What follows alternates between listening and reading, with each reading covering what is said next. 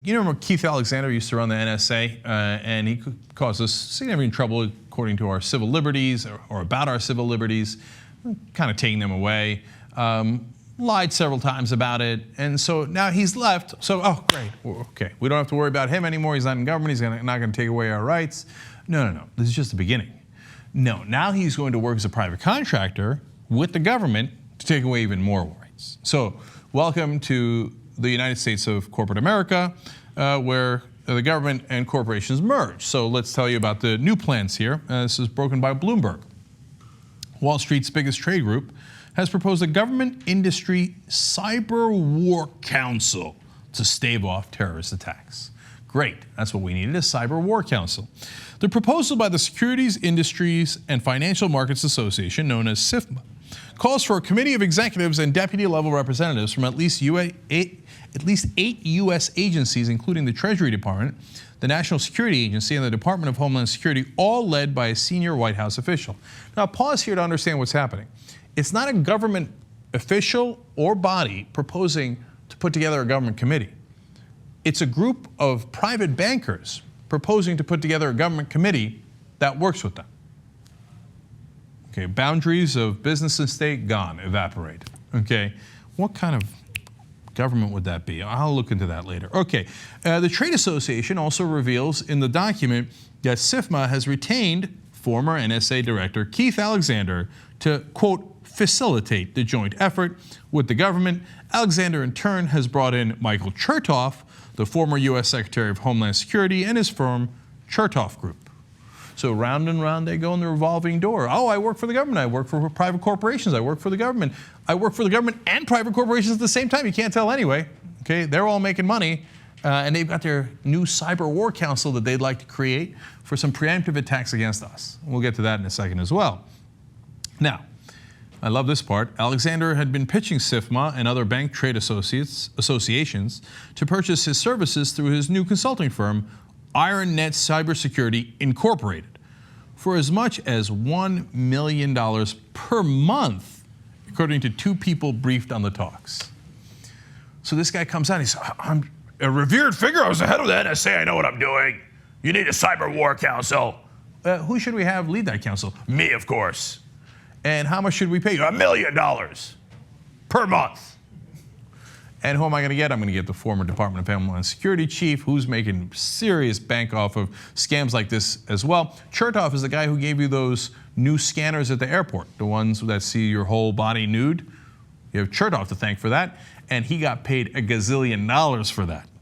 So here comes the money. That's what this is about. The government industry group would develop plans for a much quicker, near real-time dissemination of information from agencies to the private sector and ways to actively defend the industry if preparations for a cyber attack are discovered in advance. Now, look, should you make sure that we are protected if there is an actual terrorist cyber attack? Of course, right? But let the government do its job. Now, as they're doing that, they have to have some coordination. They have to consult with private industry, because part of what they're protecting is private industry. We get that. You got to go through your regular course of business. We understand that. But I mean, look at the beginning of that sentence, the government-industry group, right? So now we have these things called the government industry groups. It's literally merging business and state. Here is business saying, oh, hey, by the government, obviously you don't work for the people, you work for us, right? We're private corporations.